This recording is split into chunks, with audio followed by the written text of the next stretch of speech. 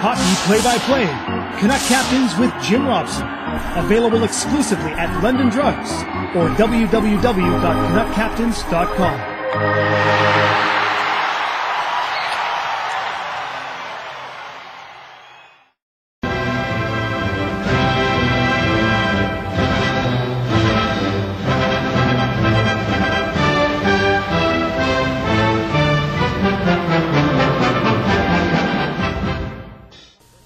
This is Jim Robson with another Grey Cup fact. The most fumble-filled Grey Cup game ever played was the Hamilton-Winnipeg final of 1957. That year, the Ticats overwhelmed the Bombers 32-7, with fumbles playing a big part in the game. There were 12 altogether, 8 by Winnipeg, 4 by Hamilton. Winnipeg lost 6 of their fumbles, including some costly ones by Bomber fullback Jerry James, who earlier in the week had been voted Canada's top Canadian player of that year. But James suffered a hand injury in this game, and it helped contribute to numerous fumbles in the most fumble-filled Grey Cup game ever played. This is Jim Robson with Grey Cup 64 for Dominion Vancouver Motors. But the story of the game was the blocking and tackling and the great effort by our club.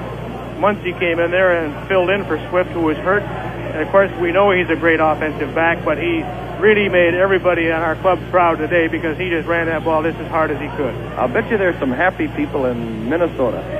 You can bet there are. I'm one of the happiest people from there, of course, and we have a lot of people that watch the game back there that know that Tom Brown is up here, and, of course, Bill Muncy, and they're following very closely, and I know they'll be very proud of these boys. And you'll be returning with the troops tomorrow afternoon?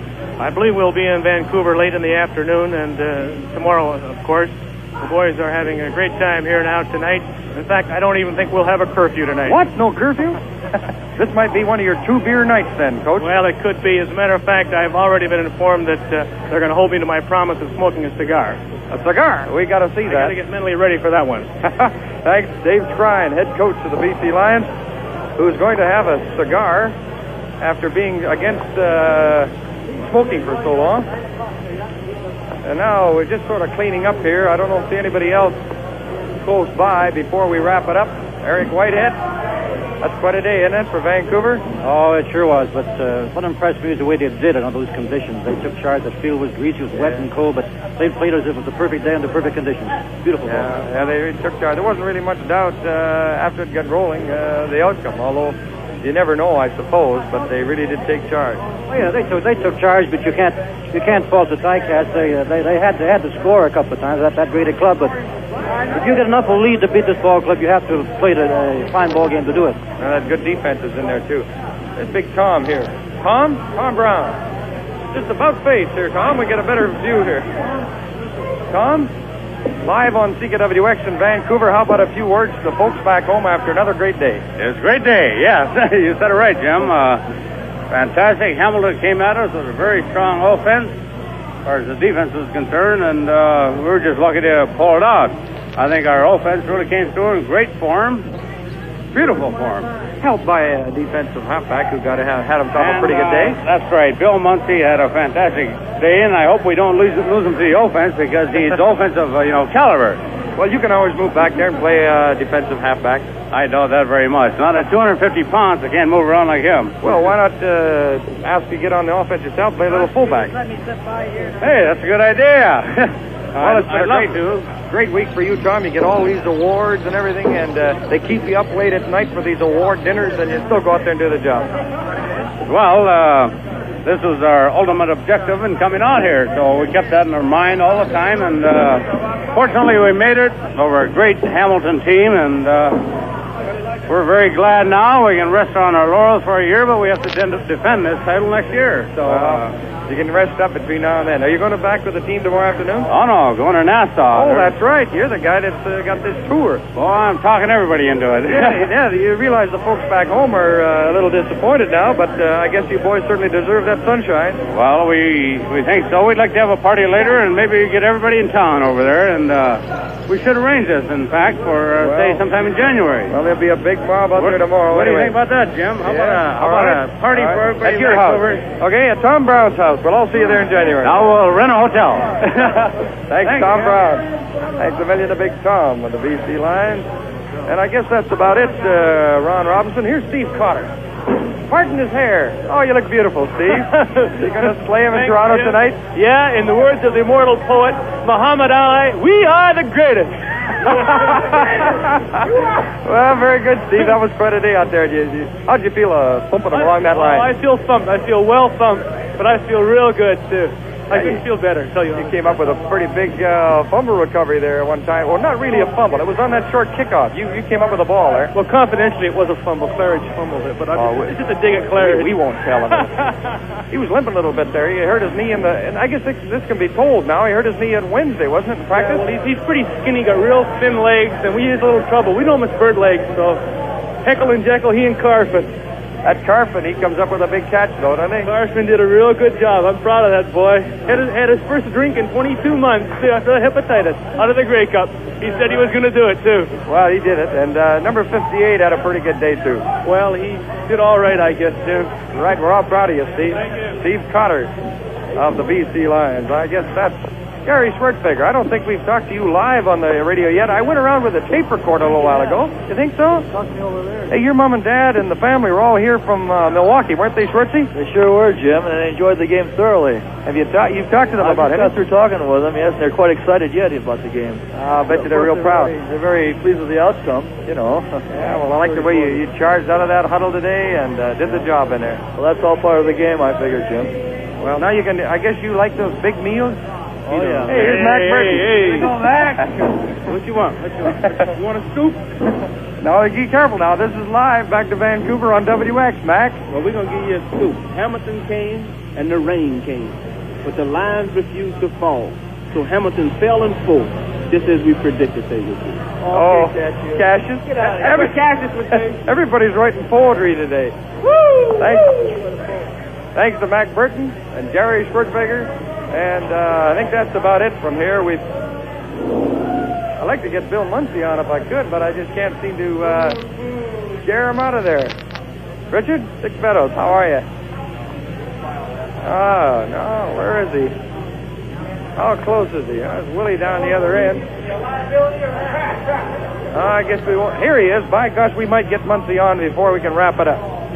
Here's Neil Beaumont. This is live on WX in Vancouver. Neil, great day for you. Congratulations. Oh, it's beautiful. Thank you very much. How do you feel now? How was the punting out there? That wind was a bit of a problem today. Well, yeah, my punting has fallen down because it hurt my knee, but we managed to scrape through and hold him out. Didn't seem to hurt you too much playing that defensive halfback.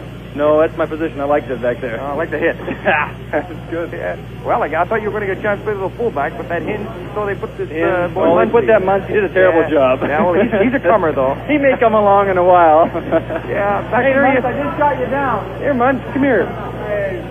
This is on CKWX in Vancouver Live, and this is Bill Muncy. And, Bill, this has got to be one of your greatest days, right? Yes, no lie, it really is.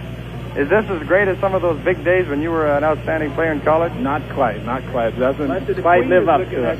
Well, you know, I guess you're really big back home now in Minnesota. They'll all be watching this game, and they'll be saying, that's where that Muncy boy went. Well, you know, all the games that were televised down there this year, we lost. Well, not this one. Not the big one. I'm glad they could see this one. How do you feel about this? I guess you're a little tired going that two ways today. I'll tell you, on the field I was a little bit. After getting in here and hooping it up a little bit, I'm not tired at all. Not tired at all.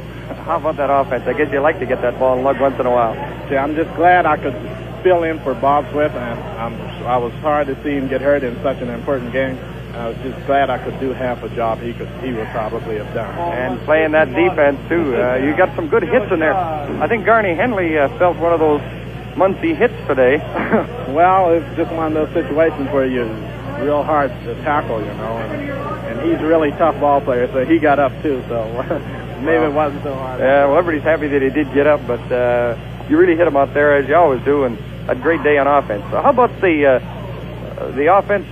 the offensive plays? Was this a real problem? Do you work enough on offense to know exactly what you're doing out there when you go in there? Well, yeah, I work in practice every day.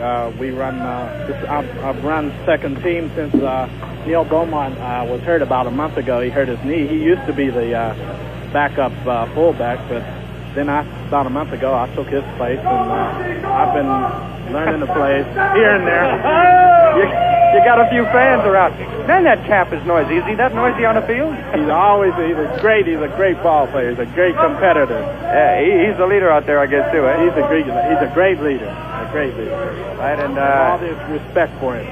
And early in the ball game, he gives you that ball, you run over some people. I guess how does it feel the first time you're looking at the ball? It's quite a while since you carried a football from scrimmage. Right, it's been 2 years. And I'll tell you, it's just like having butterflies at the start of a ball game. You worry about the fumble or something like that? That's right, yes. Well, there wasn't any sign of it today. How about on the, when you scooped up the fumble and went for the touchdown, was it Fouts or who was it that caused the fumble? Yeah, it was Dick Fouts that actually kicked the ball out. And I wasn't sure if it was a free ball or a dead ball, but in that type of situation, you never take any chances, you know. You don't stand around to find out. Right. Well, that turned out to be a great day for you, Bill, and we're all happy for you. Are you going back with the team to Vancouver tomorrow? Yes, definitely. I'm going back to my wife on Sunday. Well, all the Vancouverites will be out there looking for that broad-shouldered number 20 who had himself a great day in the Grey Cup. I'm just glad we could bring it to him. Thanks, Bill Muncy of the BC Lions, who had that outstanding afternoon. And as we said before, I guess we'll wrap it up. I think that's about it for now. We certainly hope you fans enjoyed the comments from the BC Lions dressing room, as the Lions have won the Grey Cup, defeating Hamilton 34-24. And I hope you enjoyed our Grey Cup coverage all week long, presented by Dominion Vancouver Motors. And it's been quite a thrill for us to be here, particularly the way things turned out this rainy afternoon in Toronto. And now this is Jim Robson returning into the main studios of CKWX in Vancouver.